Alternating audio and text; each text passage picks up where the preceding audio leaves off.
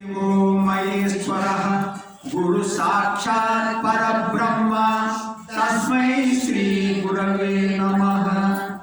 आपदा अपहर्तारं दातारं सर्वसंपदां लोकाभिरामं श्रीरामं भूयो भूयो नमाम्यहम्। मनोजवं मारुततुल्यवेगं जितेन्द्रियं बुद्धिमतां वरिष्ठं वातात्मजं वानरयूथमुख्यं श्रीरामदूतं शिरसा नमामि।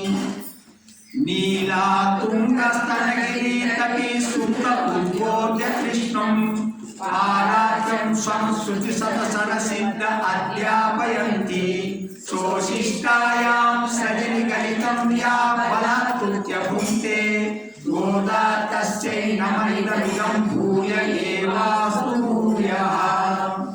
भूतं सरच्च महताय भट्टनाद श्री भक्तिसार कुलशेखर योगिवाहान् भक्तानिवेलु परकाल यतीन्द्र मिश्रान् श्रीमत् परांकुश मुनिं प्रणतोस्मि नित्यम्।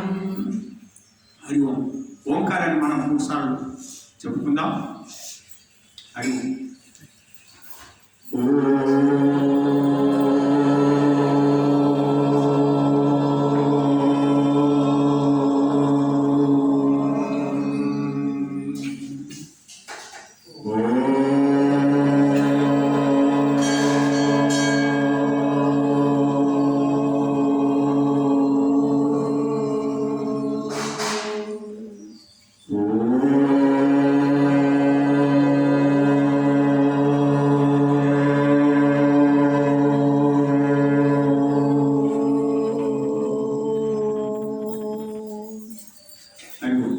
భగవద్ బాంధవులారా అందరికీ హృదయపూర్వక నమస్కారం.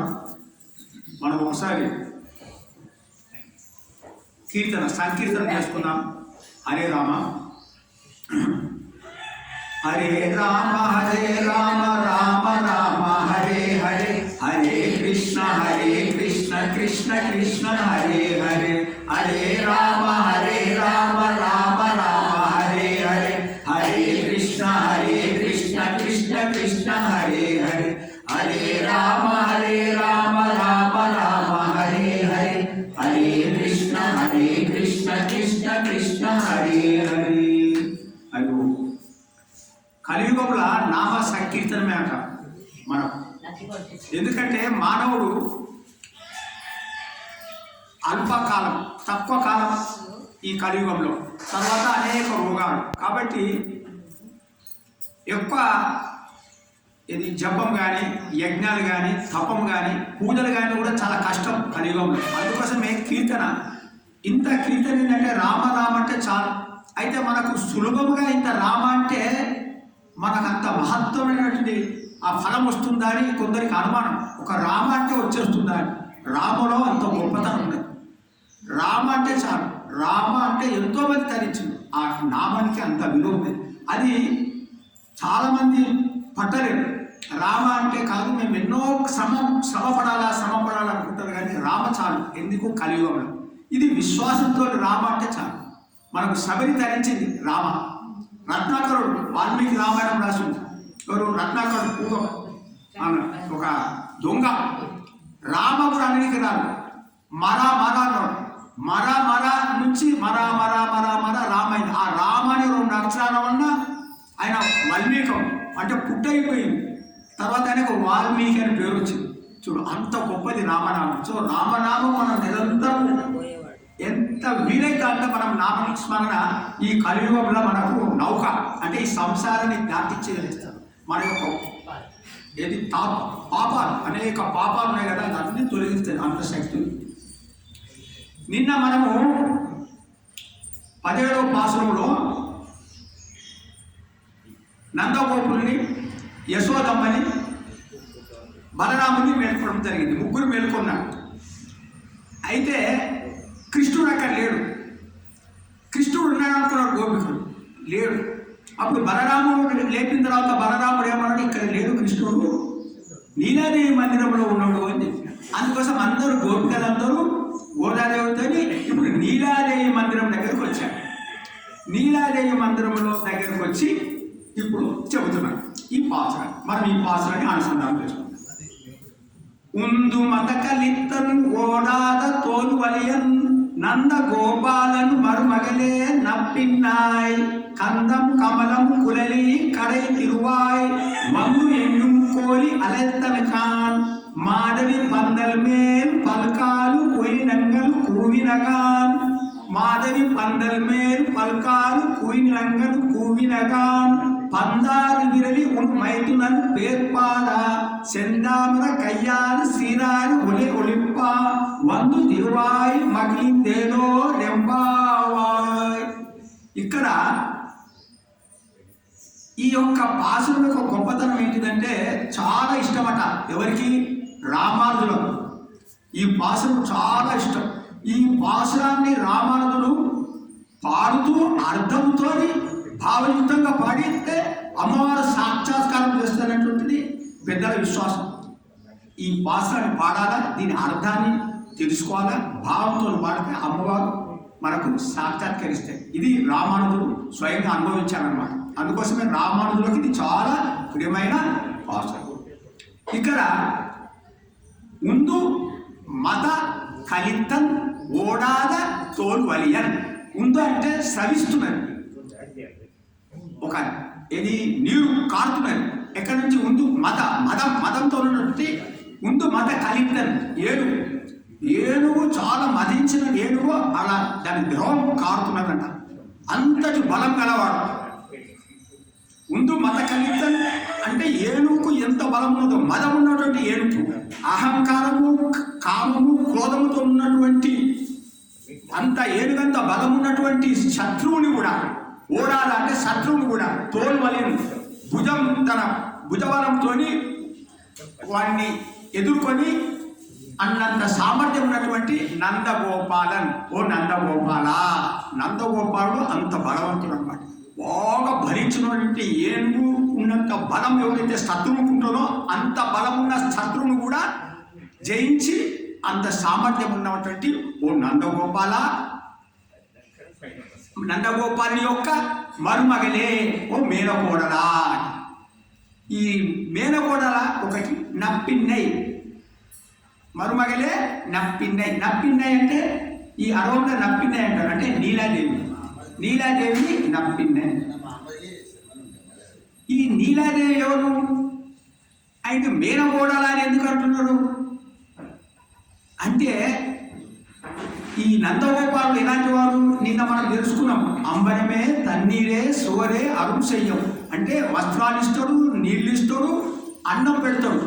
ఎవరికి ఎంత అయినా అనిపిస్తాడంటే ఔదార్యం, దానగుణం ఉన్నటువంటి వాడు. అలాంటి వాడిని నువ్వు కోడవులు కాబట్టి నీకు మీ మామగారు గుణం నీ దగ్గర ఉంటుంది కాబట్టి మేమేదైతే కోరుతామో అది మాకు కూడా నువ్వు ఇస్తావమ్మా అని నీలాదేవిని అడుగుతున్నాను.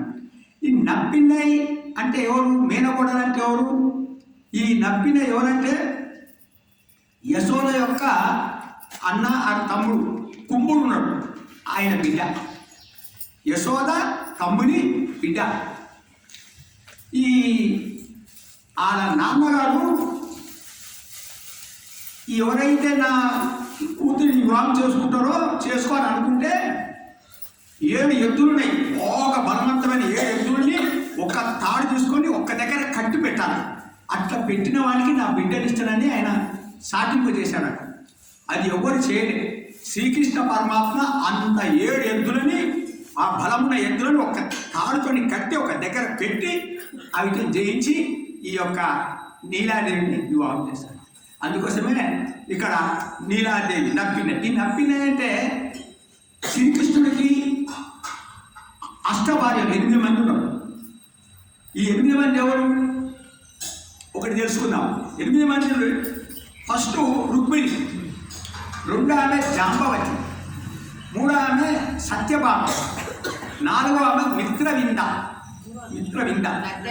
5వది కాళింది, 6 భద్ర, 7 నాగ్నజితి. ఈ నాగ్నజితే ఈ నీలాదేవి. భాగవతంలో వస్తుంది ఈ నాగ్నజితే నీలాదేవి. తర్వాత 8వ ఆమె లక్ష్మణ.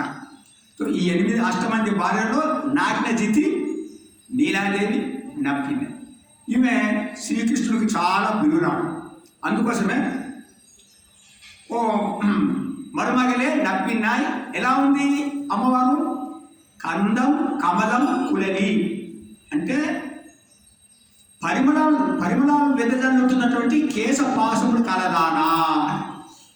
ఆమె కేశములు ఎలా ఉన్నాయంటే పరిమళాలు, మంచి వాసన. అంటే చాలా పువ్వులు ఉంటే ఒక దగ్గర ఎంత వాసన వస్తుందో అంత వాసన వస్తుందంటే ఆమె కేశ సౌందర్యం పరిమళాలతో.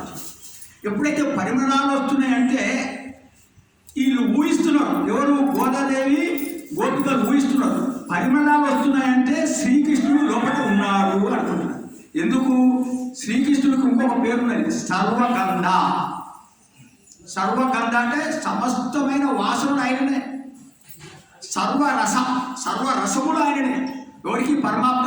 ఎక్కువ వాసనలు ఉన్నాయంటే పరమాత్మ ఉన్నాడు. ఈమె అక్కడ వాసన వస్తుందంటే శ్రీకృష్ణుడు ఉన్నాడని వీళ్ళు ఊహించుకొని, అమ్మా నీ యొక్క కేశ సౌందర్యం చేత కృష్ణుడిని ఆకర్షించి వశం చేసుకున్నటువంటి ఓ నీలాదేవి, ఆ కందం కమలం కులరి కడై తిరువాయ్, ఆ యొక్క గడియని తెరువమ్మా అని. అంటే ఆ గడియ తెరవాలంటే పరమాత్మ యొక్క కటాక్షము మన మీద పడాలంటే ఎలా ఉండాలంటే మనము చేసిన పాత కర్మలని పరమాత్మ ఆలోచించకుండా, మనం ఎన్నో కర్మలు చేసినాం, ఆ కర్మ ఆ గుణానుసారంగా మాకు శిక్ష చేయకయ్యా, నీ కృపానుసారంగా నీ కృపా గుణంతో మమ్మల్ని రక్షించవలసింది. అదే గడియ జీవితం. అంటే మనం చేసిన పాప కర్మల ప్రకారం శిక్షిస్తే మనం చాలా నరకం అనుభవించవలసి వస్తుంది. మా చేసిన కర్మల ప్రకారం శిక్షించకు, నీ కృపా గుణం ప్రకారం మమ్మల్ని రక్షించు. ఇది గడియ తీయడం అంటే. ఇలా గడియ తీసి మనల్ని రక్షించే శక్తి అమ్మవారు, అంత శక్తి కలిగి. అందుకోసమే అమ్మని ఆ గడియ తీయమంట. అయితే అమ్మ వీళ్ళు ఊహిస్తున్నారు, వాళ్ళు ఏం ఊహిస్తున్నారు? మేము చాలా రాత్రి వచ్చినాం ఇక్కడికి అనుకుంటున్నామో, రాత్రి కాదమ్మా తెల్లవారింది అని గుర్తులు చెబుతున్నాం. రాత్రి రాలేమేమో, నువ్వు రాత్రి వచ్చిందో అనుకుంటున్నావేమో, లేస్తలేవు, తెల్లవారింది. ఏం గుర్తులున్నాయి చెబుతున్నాయి. మనకు 6వ పాసం 7వ పాసం కూడా పక్షులు శబ్దం చెప్పింది, ఆ తర్వాత పశువుల శబ్దం చెప్పింది, ఆ తర్వాత గోదాదేవి ఆ యొక్క రేపల్లలో ఉన్నటువంటి ఆ గొల్లపాములు చేస్తున్నటువంటి కవ్వ చిరుగుతున్నప్పుడు శబ్దాలు చెప్పింది. ఇప్పుడు ఏం శబ్దాలు చెప్తున్నది? తెల్లవారిని గుర్తుకు చూడు. వందు ఎంగు కోలి, వందు ఎంగు వచ్చి చూడమ్మా, ఎంగు అంతటా కోళ్ళు, వందు ఎంగు కోలి అలెత్తనగా అంతటా కోళ్ళు కూస్తున్నాయమ్మా. ఇక అర్థం, కోళ్ళు కూస్తున్నాయంటే ఆ తర్వాత మాధవి పందల మీద పల్కాలు కూయినంగలు కూయినగా, మాధవి లత పందిళ్ళ పైన కోకిల యొక్క సమూహము ఉండి పలుమార్లు కోరికలను కూస్తున్నాయమ్మా. ఇది తెల్లవారి గుర్తు. ఈ రెండుటికి గుర్తులకు మనకు లోపల అర్థం ఏమున్నది? కోళ్ళు అంటే భగవద్ భక్తులు, జాగ్రత్తలు. కోళ్ళు అంటే భక్తులు. ఎందుకు కోళ్ళని భక్తులతో ప్రతీక అంటే కోళ్ళని భక్తులతో పోల్చు పెద్దలు చెప్తారు మనకు అర్థం చేయడానికి. కోళ్ళు అంటే భక్తులు. కోళ్ళు ఏం చేసినాయి? ఉదయాన్నే లేస్తాయి కదా, లేచి అరుస్తాయి. ఈ కోళ్ళు ఎక్కడ జీవిస్తాయి? పెంట కుప్పలలో వెళ్ళి ఆ పెంట కుప్పలు ఉన్నటువంటి ఆ చెత్త అవి పురుగులు కానీ ఏమో తింటాయి. వాటికి రత్నాలు దొరికినాయి అనుకో, రత్నాలు కానీ ఈ ముత్యాలు కానీ దొరికితే ఉంచి పడేస్తాయి తిని. అదేవిధంగా భక్తులట ఈ సంసారంలో ఉన్నటువంటి భోగాల పట్ల రుచి చూపెట్టారంట భక్తులు. భగవంతుని విషయం అందు రుచి చూపెడతారు. అలాంటి వారు ఏ విధంగా కోడి చెత్త మీద తిని పురుగులు తింటది కానీ రక్తం వదిలిపెట్టేసింది, అదేవిధంగా ఈ భక్తులు కూడా భోగాలు వదిలిపెడతారు. సంసారంలో భోగం మీద ఆసక్తి చూపెడతారు. దేని మీద ఆసక్తి చూపెడతారు? భగవంతుని విషయం అంతా ఆసక్తి చూపుతారు. భగవంతుని నామం, భగవంతుని గురించి మా కీర్తన, భగవంతుని కథలు వినాలి, లేకపోతే భగవంతుని పారాయణం చేయాలి, భగవంతుని భక్తుల దగ్గర అది కలిసి ఉండాలి. ఇలాంటి దాని మీద ఆసక్తి. ఇది భక్తులు. అంతే. ఈ పక్షులు ఏం చేస్తాయి? ఈ కోళ్ళు ఏం చేస్తే తెల్లవారి లేస్తాయి, తర్వాత తమ కూతలతోని అందరినీ లేపుతాయి. ఈ భక్తులు కూడా భగవంతుని అనుభవం పొందుతారు. వాళ్ళు భగవంతుని అనుభవం పొంది ఆ భగవంతుని విషయాన్ని మన అందరికీ చెప్తారు. ఇది తెల్లవారిని గుర్తారు.